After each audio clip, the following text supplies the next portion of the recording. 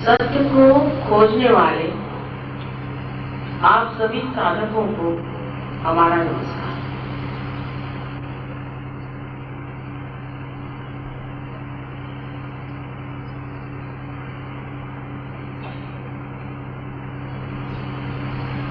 मैंने सुना कि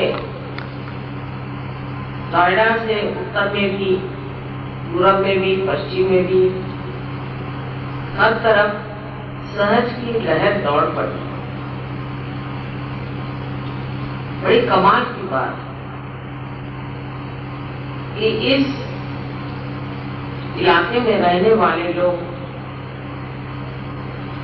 सत्य के खोज में इस तरह से आंतरिक है, ये मुझे पता नहीं था। और ऐसी आशा भी नहीं। लेकिन आज जो आप सारे जन समुदाय को देखती हूँ तो बड़ा आश्चर्य होता है कि यहाँ पर इतने प्रेमी हैं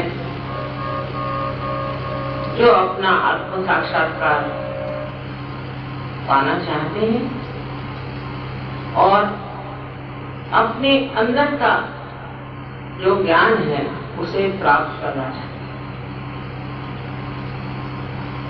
आश्चर्य इसलिए कि पहले तो इस जगह जैसी जैसी धर्म की प्रणालियां हो गई उनमें एक से एक सब विपरीत हो गया। और जब हम लोग भी इसी मेरठ के आसपास रहते थे और घूमते थे तो लोगों का सादापन तो दिखाई देता था और परमात्मा के लिए इतनी आंतरिक इच्छा मैंने देखी नहीं। और आज आप लोगों को देख करके एक चमत्कार सा मुझे लगता है कि जिस भूमि को आप एक उर्वरा जमीन समझे और वहां इतने पेड़ पनप जाए तो ये विशेष करके एक सहज का चमत्कार ही कहना चाहिए। ऐसे महाराष्ट्र में बहुत मेहनत की हमने, सालों मेहनत की। संत साधुओं ने वहां ढूंढा, बहुत सी बातें सहयोग की जो आज आप सुन रहे हैं पहले भी वहां लिखी गई।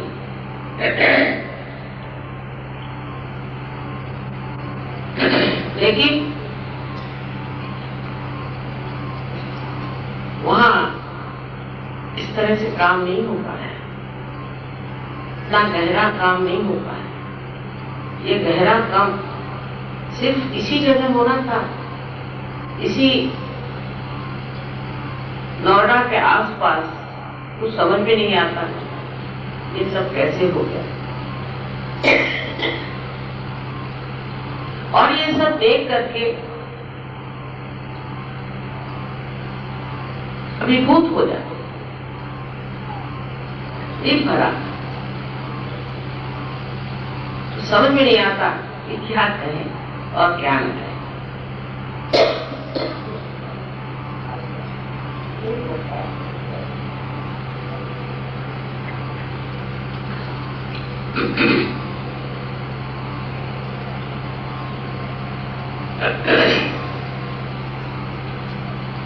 वैसा आप जाने या न जाने, हर इंसान आनंद की खोज में रहता है।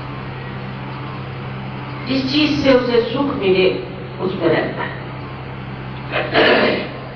लेकिन मनुष्य की जो स्थिति है उसमें वो आनंद को प्राप्त नहीं कर सकता। जब उसका अहंकार या अहम भाव किसी तरह से खुश हो जाता है तो इंसान खुश हो जाता है, उसे सुख मिलता है। और जब उसका अहंकार टूट जाता है उससे भी उसे दुख होता है। तो सुख और दुख के, रात और दिन के छाया में मनुष्य रहता है। आज आशा तो कल निराशा, लेकिन उसके अंदर आनंद की अभिव्यक्ति नहीं होती।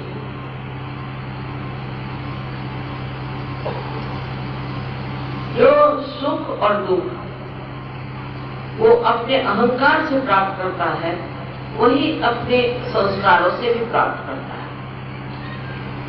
जैसे कि हमारे संस्कार हैं, कुछ अच्छे संस्कार हैं, और जब हम किसी बुरे संस्कारों में जाना चाहते हैं तो दुख होता है। या किसी को देखते हैं कि जिसमें ये बुरे संस्कार हैं, उसे दुख होता है। और किसी को देखते हैं कि आदमी में कितने अच्छे संस्कार हैं, आदमी कितना महान है, उसे देख करके सुख होता है। तो सुख और दुख के आंदोलन में मनुष्य का जीव भटकता है। आनंद की प्राप्ति सिर्फ तब होती है जब आपका संबंध उस चारों तरफ फैली हुई चराचर की चैतन्य सृष्टि से होता है। इसको पातंजलि ने ऋतंबरा प्रज्ञा का बड़ा भारी नाम दिया, लेकिन है चीज वही, इसे हम ब्रह्म चैतन्य कहते हैं। ये जो ब्रह्म का चैतन्य चारों तरफ फैला है, ये बड़ा भारी एक सत्य है। और जो ये आज आप जब फूलों की सृष्टि देख रहे हैं, ये जो सुंदर सब चीजें देख रहे हैं, ये सब उसी चैतन्य का कार्य है। जितना भी जीवंत कार्य है वो ये ब्रह्म चैतन्य करता है। और जाने न जाने मनुष्य भी उसी ब्रह्म चैतन्य के साथ योग घटित होने के, संबंध जुड़ने की मन में इच्छा रखता है, पर उसको कभी कभी ये मालूम नहीं।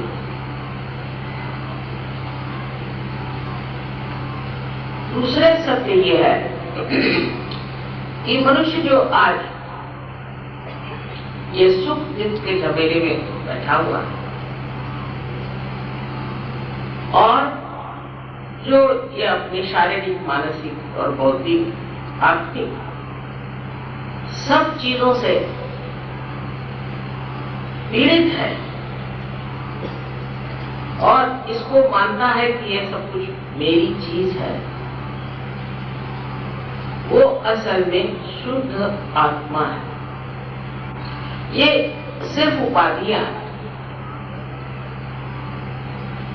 और जब वो शुद्ध आत्मा हो जाता है, तभी उसमें आनंद का प्रकाश आने लगता है। अब आनंद के भी अलग अलग स्वरूप हैं। एक आनंद होता है जिसको इंसान महसूस करेगा, और जब सबसे मिलेगा, देखेगा इतने सारे लोग अच्छे हैं और मैं भी उन्हीं में से एक हूँ, और मेरे अंदर इतना परिवर्तन आ रहा है, तो उसमें स्वानंद आता है। उस परिवर्तन को देखकर उसमें स्वानंद आएगा, और उसका आकलन या उसका बोध, उसको महसूस वो करेगा अपने बुद्धि से। बुद्धि पर ही उसका काम है। वो देखेगा कि वाह क्या बढ़िया लोग तैयार हो रहे हैं, देखिए इतने देश में सहज फैल रहा है और मैं भी एक सहयोगी हूँ। उससे एक आनंद अंदर उठे, लेकिन उससे भी और ऊपर चढ़ना है। ऐसे अनेक आनंद के पद। जो आदमी पहले कंजूस होगा तो उसको मजा आएगा कि वो अपने पास के धन से लोगों को तृप्त करे, लोगों को खुश करे, लोगों को खाना खिलाए। इस प्रकार एक दूसरे आनंद की अनुभूति आने लगी। पहले कोई चीज आप बाजार में जाते थे तो अपने लिए खरीदते थे, अब सोचते हैं अरे ये चीज उनके लिए अच्छी होगी, वो चीज उनके लिए अच्छी। फिर ये आप सोचने लगते हैं कि दुनिया भर के जितनी जड़ चीजें हैं, मैटर है, मटीरियल चीजें, उसका उपयोग एक ही है कि अपना प्यार उसमें करना है, लोगों को वो चीज दे। इसी में आपको आनंद आता है, ये प्रेमानंद है कि दूसरों के ऊपर प्रेम करने से जो आनंद आता है वो प्रेमानंद। और ये निर्वाज, इसमें कोई अपेक्षा नहीं होती कि हमें जिसको हमने किया है वो हमारे साथ क्या, वो हमारे साथ क्या भलाई करे, क्या उसने हमारे साथ क्या, ये विचार ही नहीं है। जो हो गया सो दे दिया, जो करना था तो कर दिया और उसी का मजा उठा।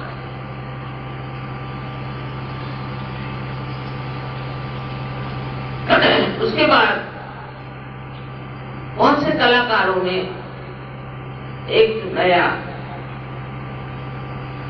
आयाम आ जाता है और वो लोग ये सोचते हैं कि किस तरह से हम ऐसे चित्र बनाएं जिससे ये सहज ही खुश हो जाए, सहज के लोग खुश हो जाए।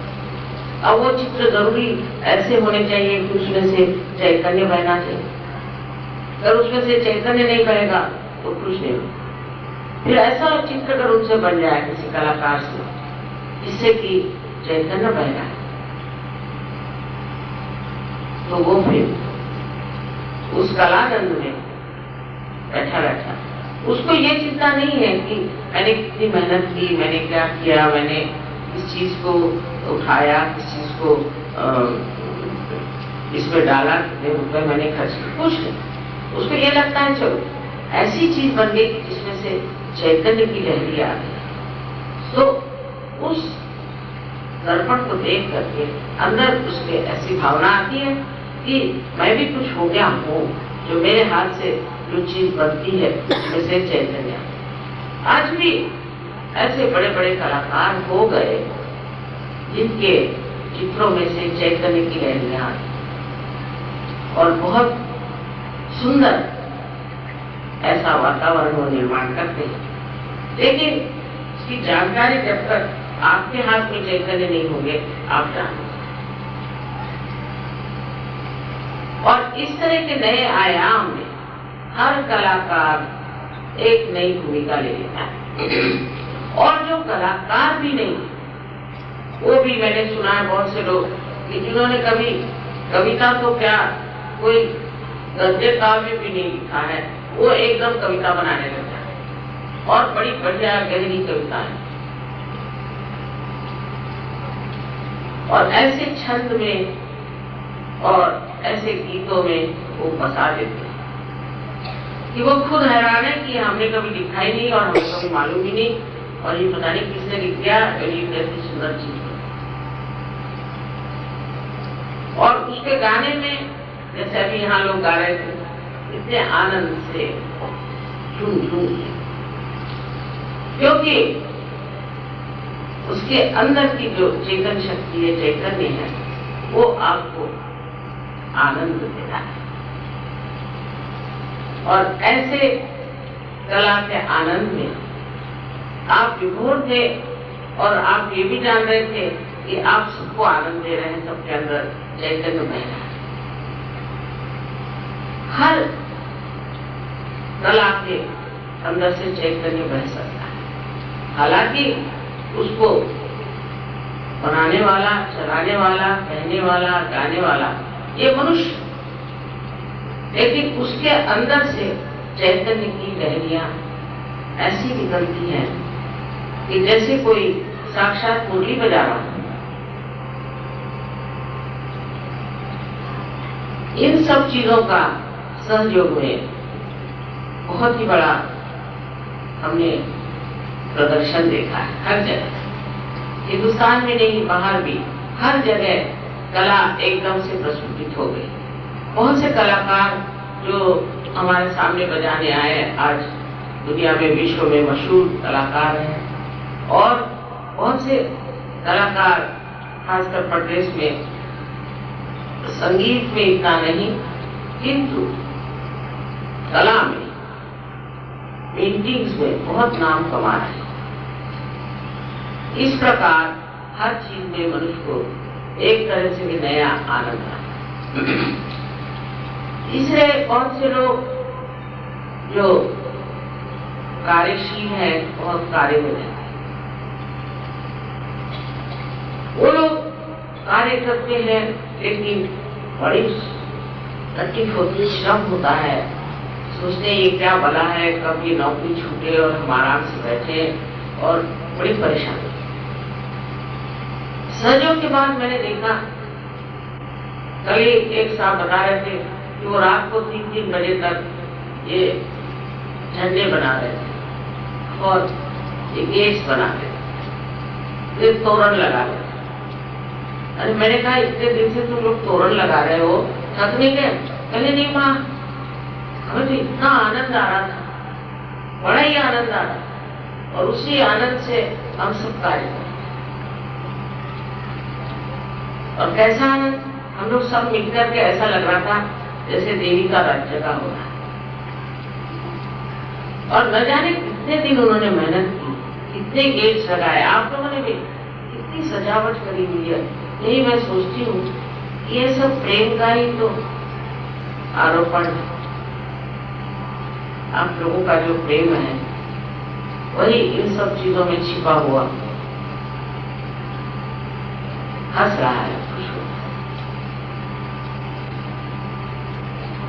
ये एक फिर आपको कह रही थी कर्म का आनंद, आपने जो कर्म किया, क्योंकि आपको लगता ही नहीं आप काम कर्म कर रहे हैं, आपको लगता है कि नहीं हम तो मजे कर रहे हैं, ये तो ये हो रहा है वो रहा है, हर एक चीज में मजा नहीं, यही नहीं, पर आपके अपने काम में भी आपको बड़ा मजा है, सब चीज में बड़ा मजा है।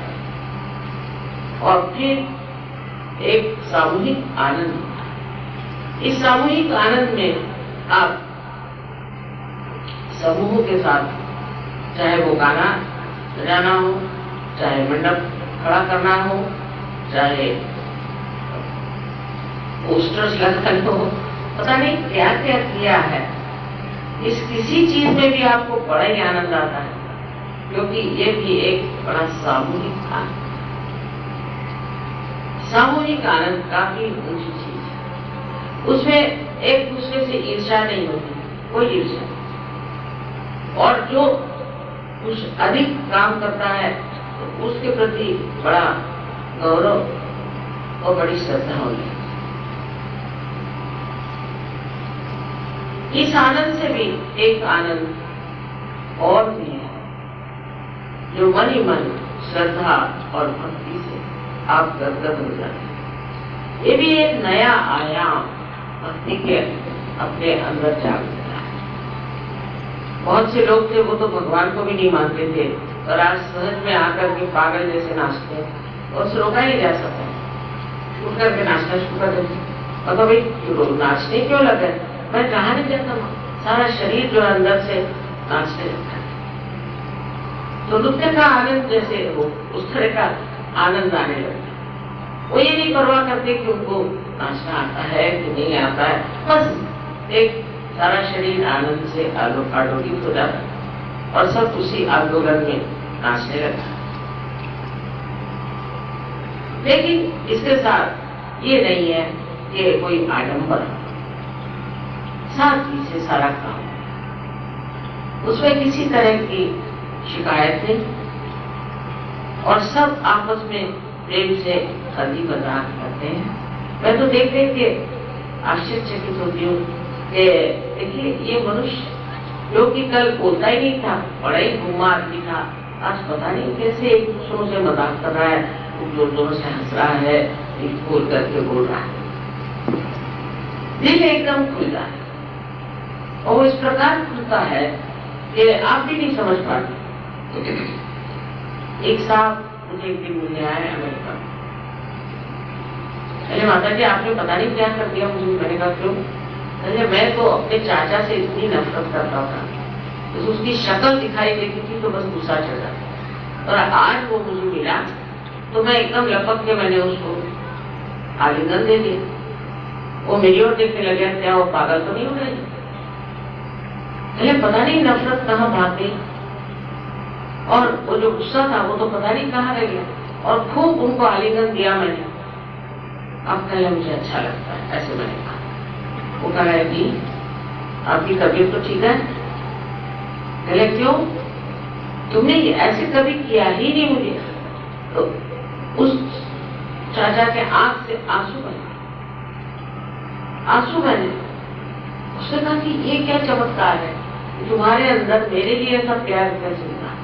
पहले वो सब चीज अपने आप छूट ही गई, जो मुझे तुम्हारे प्रति गुस्सा था, तुम्हारे प्रति जो मुझे घृणा सी रहती थी, सब छूट ही गए अपने आप। और पता नहीं मैं कुछ और ही हो गया। इस प्रकार की मनुष्य के परिवर्तन में बड़ी सुंदर सुंदर ऐसी छटाएं हैं, पर तो भी वो बुद्धि में बैठती है। आदमी बुद्धि से उसे परखता है और सोचता है कि कल मैं ऐसे था, आज मैं कैसे ऐसे हुआ। अरे भाई ये चमत्कार कैसे हो गया? मेरी तो ये परेशानियां थी और ये परेशानियां मेरी छू गए। वे परम चैतन्य है, आप उसके दरबार में आ गए, फिर वो तो सारा काम इतना अचूक करता है और किस तरह से संभालता है, ये बस आप देखते ही रहिए। लोग मुझे हमेशा लिखते रहते हैं, माँ ये चमत्कार हुआ, वो चमत्कार हुआ। इतने चमत्कार लिख दीजिए। तो मैंने किसी का भी लिख रखो, ये क्या क्या चमत्कार की बातें कर रहे हैं, कोई किताब ही छापते। एक महीने में उसके सर तक वो सारे दोनों तरफ में फाइलें बन गई। उसने कहा मैं इसमें से कौन सी चीज छापूं, आप निकाल के। अगर मेरे पास समय कहाँ है ये निकाल। और फिर एकदम बहुतों को मैंने देखा है कि कुछ इस मामले में लिखने की, विचार करने की, इस ओर ध्यान देने की भी इच्छाएं बहुत। ऐसे भी अब सहयोग में मेरी कोई छोटी सी किताब मैंने लिखी है और बहुतों ने सहयोग पर लिखा। जिसको जो मन पड़ा उसे लिखते, जो कभी कुछ लिखते भी नहीं थे वो भी लोग काफी लिख रहे हैं और किताबें उन्होंने लिखी, बहुत अच्छी लिखी। मैंने उनको कभी देखा भी नहीं, पर जब देखा तो इतनी अच्छी किताबें उन्होंने लिखी हुई इस बात। ये सब विचार की जो नई धाराएं ऐसे मनुष्य के सामने आप रख रहे हैं, जिससे कि मानव सोचने लग जाता है कि ये आदमी बात क्या कर रहा है। आज तक किसी ने आपके अंदर के प्रश्नों का उत्तर नहीं दिया। किसी ने ये नहीं बताया था कि अंदर आपके कौन से चक्र हैं और उन चक्रों पे कौन से देवता बैठे हैं और वो कौन से कार्य करते हैं, और आपकी जागृति के बाद आप क्या क्या शक्तियों को प्राप्त कर सकते हैं। आज तक किसी ने नहीं बताया। ये अंदरूनी शक्तियों को ये आदमी कैसे बताता, वो खुद महसूस करता है, उसने खुद इसे पाया और वो लिखता है। अब उस पर लोग विश्वास करें चाहे न करें, उससे उसको परवाह है। और सबसे तो कि उसका भय ही दूर हो जाता है। किसी भी चीज से भय करना उसके लिए बड़ा मुश्किल। वो किसी से डरता है, किसी से डरता है। जो कुछ भी करना है वो सामने जा करके साफ कर, वो डरता नहीं किसी से भी। उसको ये नहीं लगता है कि मैं ये कहूंगा तो वो क्या करेगा, वो कहूंगा तो क्या करेगा। और इसी तरह से वो एक शेर के जैसा, एक जैसे जंगल में राजा होता है, वैसे ही इस कलयुग में एक बड़े भारी वीर के भ्रांति करता है। फिर वो चाहे औरतें हो चाहे आदमी। मैंने देखा है कि ऐसे उनके अंदर वीरता के प्रदर्शन होते हैं कि कभी सोचते भी नहीं थे कि ये इंसान कुछ बोलेगा या कुछ करेगा। बहुत से लोग जो स्टेज पर बोलते नहीं थे, मैंने कहा चलो खड़े हो बोलो, शुरू कर दिया। और कहते माँ पता नहीं हम कैसे बोले जा रहे थे, पता ही नहीं हम बोलते गए, अब पता ही नहीं हम क्या बोल रहे थे। अरे भाई तुम बहुत अच्छा बोले, हमें तो पता नहीं हुआ, हम तो बोलते जा रहे। इस प्रकार अनेक सारी चीजें अकस्मात घटित होती है, क्योंकि हमारे अंदर आत्मा का प्रकाश आ जाता है। आत्मा के प्रकाश में हम एक दूसरों को पहचानते हैं, एक दूसरों का महत्व जानते हैं, और फिर जो हमें एक दूसरों के प्रति व्यवहार उसमें प्रेम उमड़ आता है। तो प्रेम ही सत्य है और सत्य ही प्रेम।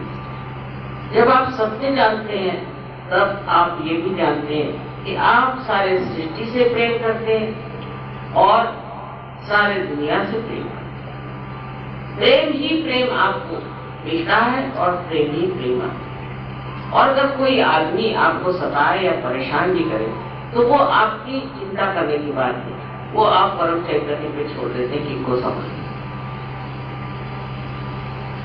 इस प्रकार सब चीजों का हल अपने आप निकलता है और आप सुख और दुख के चक्कर से छूट जाते हैं। जिस चीज को देख करके आपको दुख होता था उसको देखकर अब हंसी आएगी। क्या बेवकूफी है? देखिए इनकी बेवकूफी।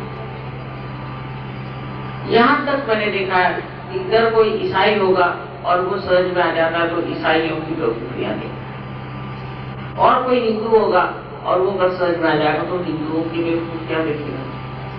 उसी प्रकार मुसलमान, उसी प्रकार सब। और जब वो अपने जात भाइयों की बुराइयां देखने लग जाते हैं तो उधर उद्यत हो जाते हैं, उधर वो कोशिश करते हैं कि ये बुराइयां हट जाए। तो एक सामाजिक आनंद भी अंदर आता है, कौटुंबिक आनंद भी आता है। जब आपकी पत्नी भी सहयोगी हो, बच्चे भी सहयोगी हो और आप भी सहयोगी हो, तो सब साथ बैठ कर और कोई बात ही नहीं करते, सहयोग की बात करते हैं। अरे मैंने कहा इतनी सहयोग की क्या बात करते हो? कहने मां कुछ खत्म ही नहीं होती, सहज ही योग की बात, पता नहीं क्या हम लोग करते रहते, कुछ खत्म ही नहीं होती और कोई बात ही नहीं करता। इस प्रकार एक नया मानव आज तैयार हो रहा है, इसे जान लेना चाहिए। इसमें मेरा कुछ लेना देना नहीं है। मैं कहूंगी कि सबने अपने अपने समय में समय के अनुसार काम किया। जो कुछ भी संतों को करना था उन्होंने किया है, और जिन जिन अवतरणों को काम करना था उन्होंने किया। सारे जितने बड़े बड़े प्रॉफिट्स हो गए और सब ने अपने अपने समय के अनुसार काम, उस वक्त वही काम। आज दूसरा काम है जो मुझे दिया गया, वो ये कि सबकी कुंडलिनी जागृत।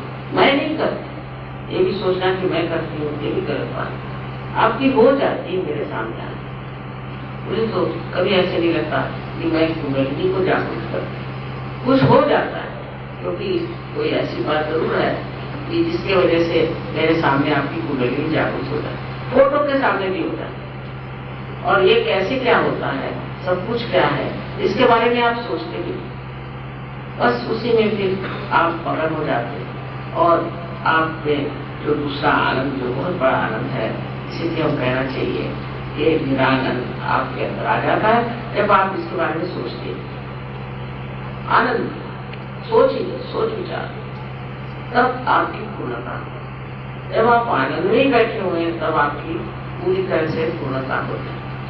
और यही पूर्णता प्राप्त करना माने ही एक निर्वाण की शुरुआत है। अब निर्वाण की भी कल्पनाएं अनेक अनेक लोगों ने बना की अपने अपने तरह। निर्वाण का मतलब ये है कि आप अपने स्वयं में पूरी तरह से खो जाएं, वही निर्वाण। इसकी कोई व्याख्या नहीं कर सकता, क्योंकि एक स्थिति है जिसमें आप ऐसी महान दशा पहुंच जाते हैं कि जहां पर आपके लिए सब आप ही, सारी सृष्टि आप, सारी दुनिया आप, और आप सब में ही समान। ऐसी एक स्थिति है, उसको प्राप्त करने के लिए सर के बल खड़ा होना नहीं है कुछ, और जब तब करने की जरूरत नहीं, कुछ नहीं।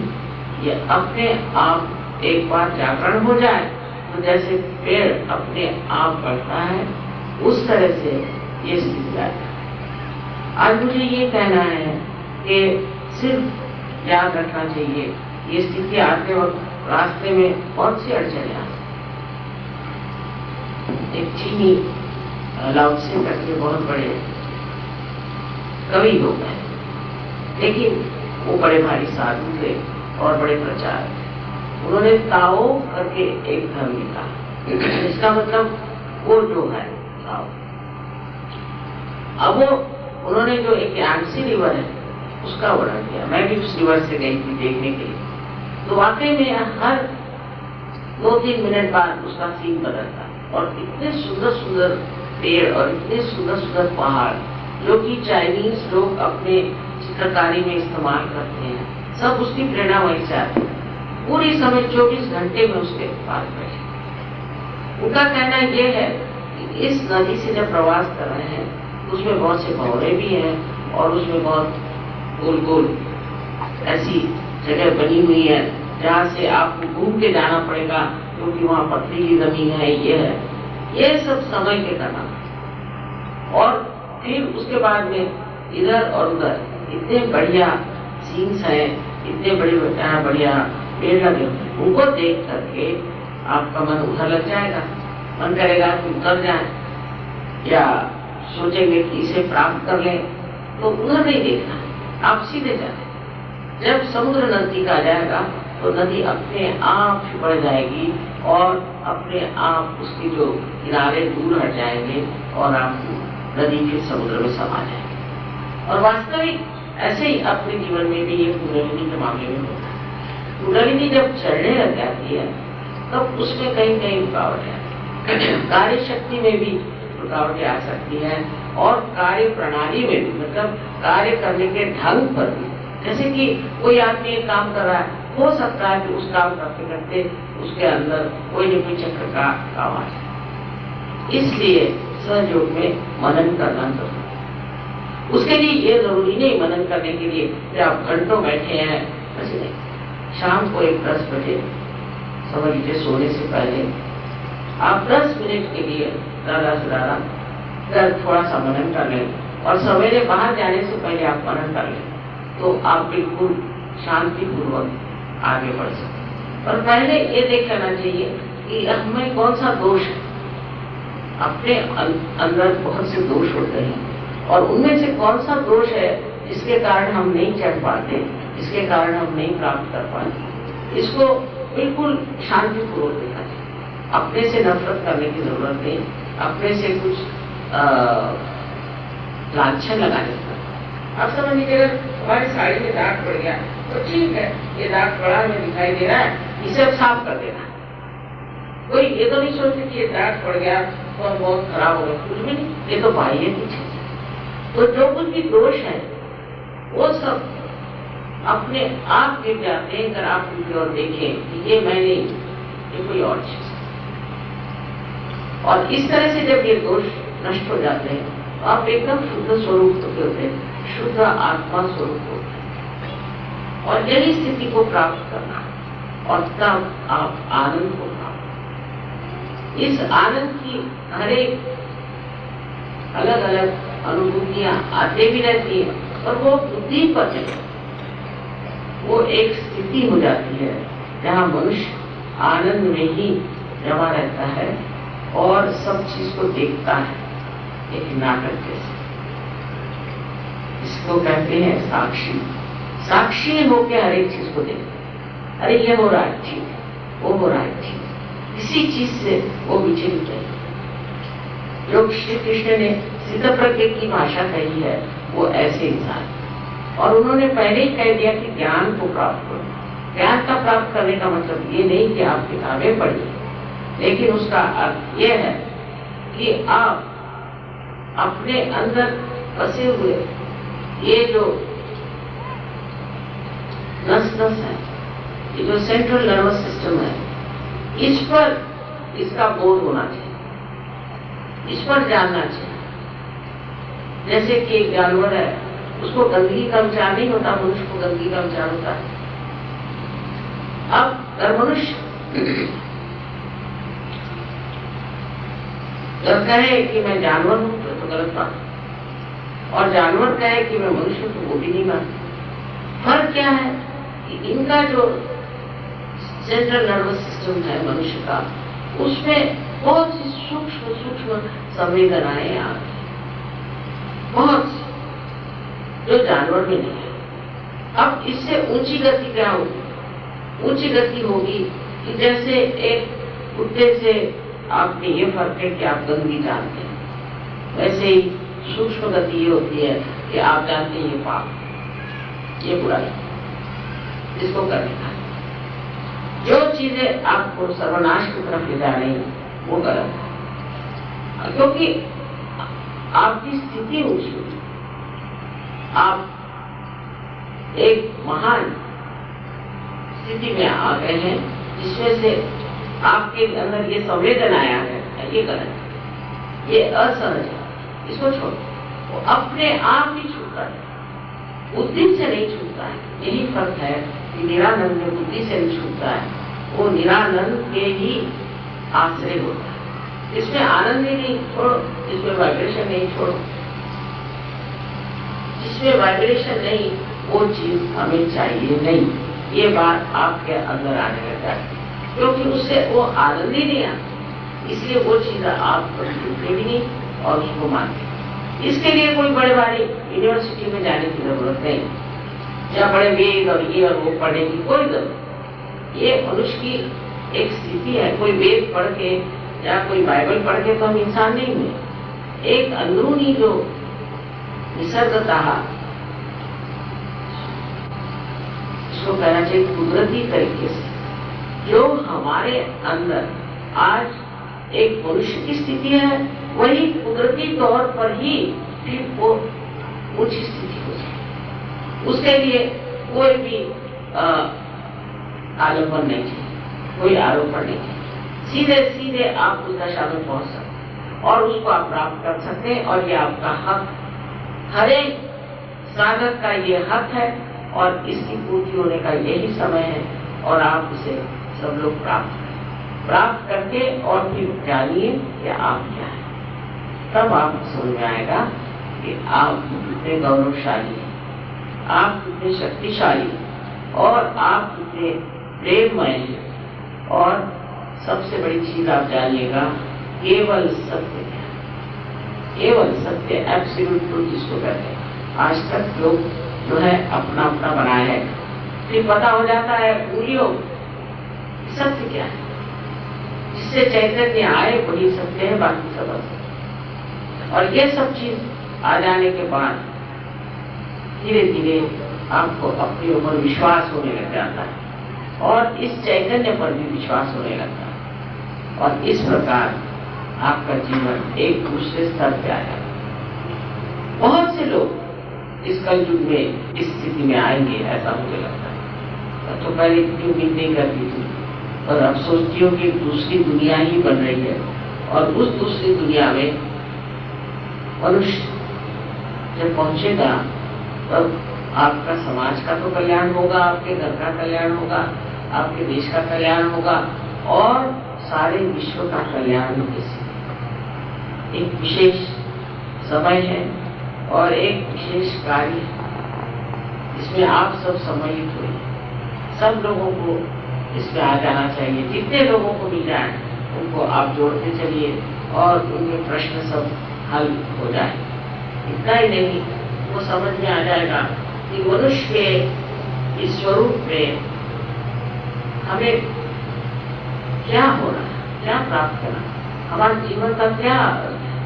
इसका उत्तर साइंस नहीं दे सकती, ये उत्तर आप प्राप्त कर लेंगे।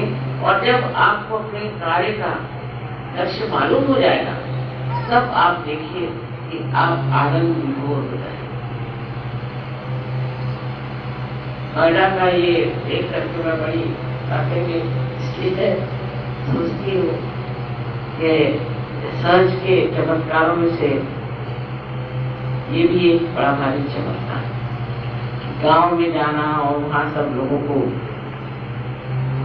सत्य देना, ये भी बहुत बड़ा कार्य है। और ये कार्य इतनी आसानी से हो रहा है, इतने प्रेम से हो रहा है, ये तो बड़ी भारी बात है। अब जो है, आज इतना कहना है कि आप सबको अपने प्रति एक श्रद्धा होनी चाहिए, अपने प्रति किसी तरह की ऐसी बात नहीं सोचना है कि अरे मैं क्या हूँ, मैं तो काफी हूँ, मैंने ये किया वो किया, क्योंकि रात दिन सब लोग आपको यही बताते रहते हैं कि तू बड़ा खराब है, तू ऐसा है, तू ऐसा है। ये सब नहीं सोचना, ये सोचना है कि एक मैं मानव हूँ और मैं बड़ी ऊंची दशा में, अब मुझे इससे भी ऊंची दशा में जाना है। ये बड़ी गौरव की बात है आपके बारे में कि आप मानव हैं, और मानव को ही तो जागृति दे सकते हैं, जानवरों को तो नहीं दे सकते। दूसरी बात यह है कि ये समा ऐसा, इस समा में आप पैदा हुए, वो भी इस योग भूमि में, इस भारतवर्ष में, जहाँ पे अनेक साधु संतों ने बहुत तपस्या की, इसलिए ये आपको बहुत आसानी से प्राप्त होता है। और प्राप्त होने के बाद यही सोचना है कि ये एक सामूहिक कार्य है। सामूहिक कार्य जब तक आपके नहीं होगा, जब तक आप सामूहिकता में नहीं आएंगे, आप बढ़ेंगे नहीं, आप में किसी भी तरह की प्रगति नहीं होगी, आप जहां के तहां रह जाएंगे। इसलिए एक ऐसा अपने मन में विचार रखें कि क्या एक बीज अंकुरित होने के बाद ऐसे ही फेंक दिया जाए, या उसको एक वृक्ष में रूपांतरित कर सकते हैं, उसको एक बड़ा भारी पेड़ बना सकते हैं, तो क्यों न बनाए।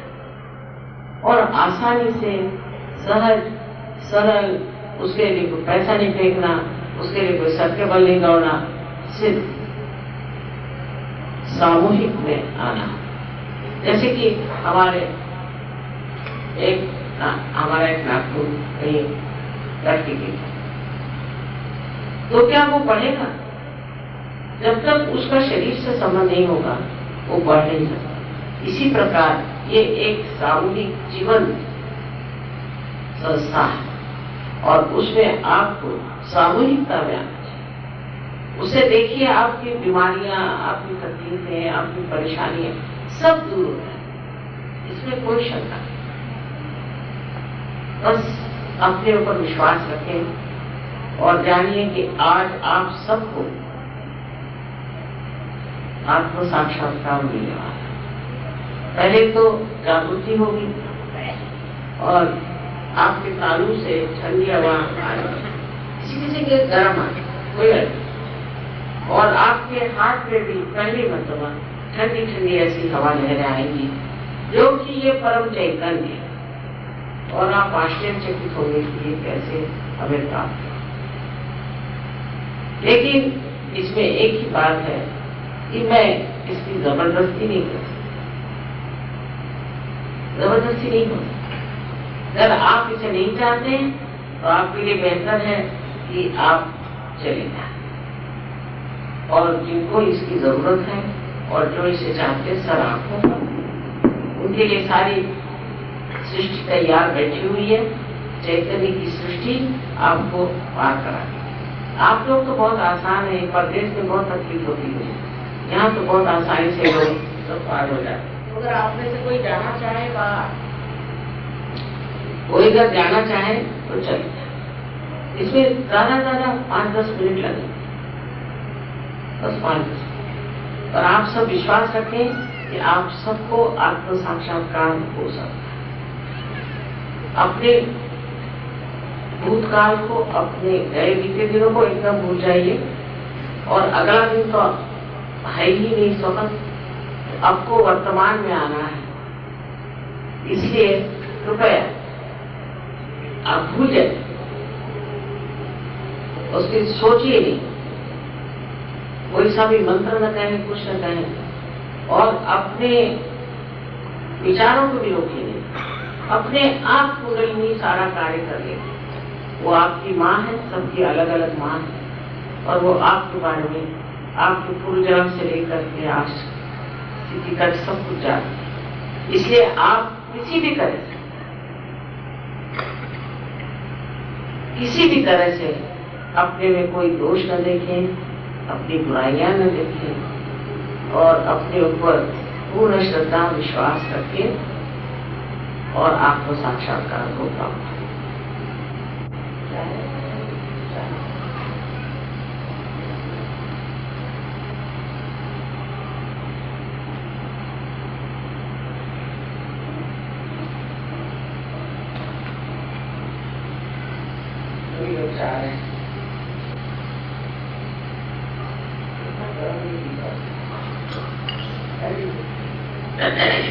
कोई जरूरी नहीं।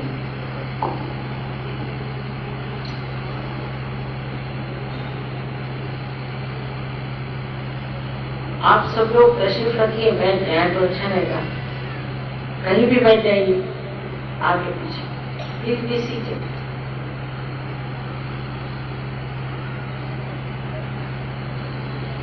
बैठ जाइए, कहीं भी बैठ जाए, कोई बात नहीं, कुछ फर्क नहीं पड़ता।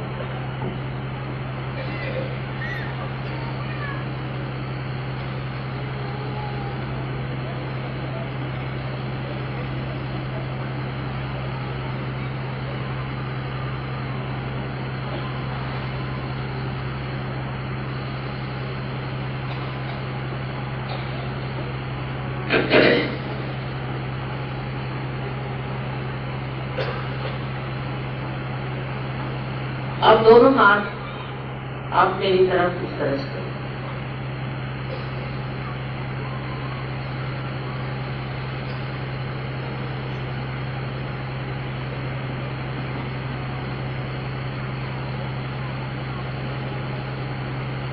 और अपनी आंखें बंद करें, चश्मा भी उतार लें। जब तक मैं न कहूं आंखें न खोलिए। दोनों हाथ मेरे तरफ इस तरह से ऊपर उठाएं।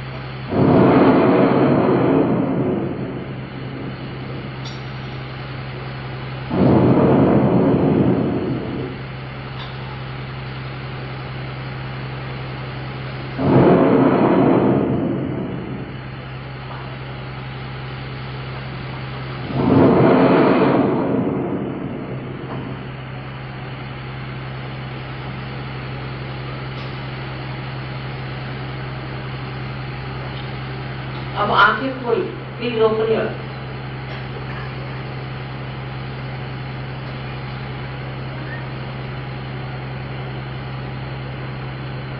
अब लेफ्ट हैंड हमारी ओर बढ़ाएं और राइट हैंड सर पे रखें।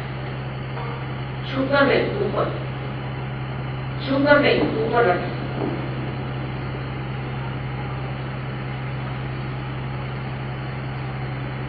और अब गर्दन नीचे। अब देखें कि आपके तालू से, तालू जहां पर बचपन में जहां बहुत ही स्निग्ध सी ऐसी हड्डी थी, उसको तालू कहते थे, उस पर हाथ रखें और देखें कि ठंडी या गर्म कोई हवा आ रही है। Please see there is a hot or a cool breeze coming out of your functioning body.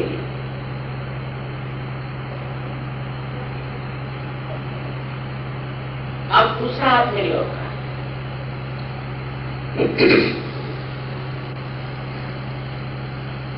और फिर से गर्दन झुका लें। Please put your heads down और देखिए कि आपके तालू से ठंडी ठंडी हवा आ रही नहीं या गर्म भी आ रही है। तो गर्म आ रही तो आप कह दीजिए कि माँ मैंने सबको क्षमा कर दिया, तो वहां से ठंडी हवा आने लगी। गर्दन झुका, थोड़ी दूरी,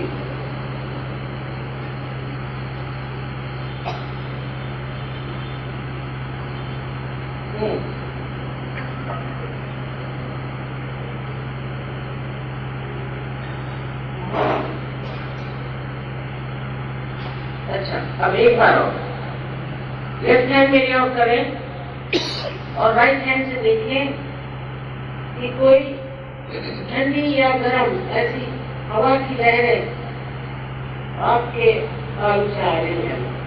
हो सकता है किसी किसी को बहुत नजदीक में महसूस होगी, किसी को दूर। Please put the left hand towards me and right hand on top of your forehead or area and see if there's a cool or a hot breeze coming out of that area. Some people feel it quite close and some people feel it quite far away. So you can move your hand and see for yourself.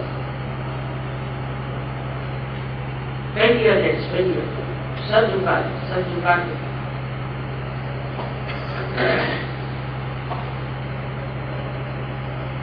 अब दोनों हाथ आकाश की ओर और sir पीछे कर। Please put up both your hands and look upwards. अब एक सवाल पूछे कि मां क्या यही परम चैतन्य है, यही ठंडी हवा दिखाई, यही परम चैतन्य है? Now please ask the question, whether is it the cool breeze or the Holy Ghost?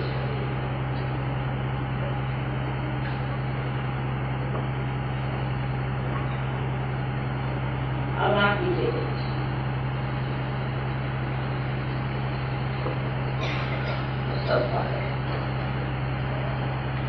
Now जिसके उंगलियों में या हाथों में या तालू से ठंडी या गर्म हवाएं आई हो, वो सब लोग हाथ ऊपर करें। और those who are friends, the cool breeze, please, देखिए। आप सब साधुओं को मेरा नमस्कार।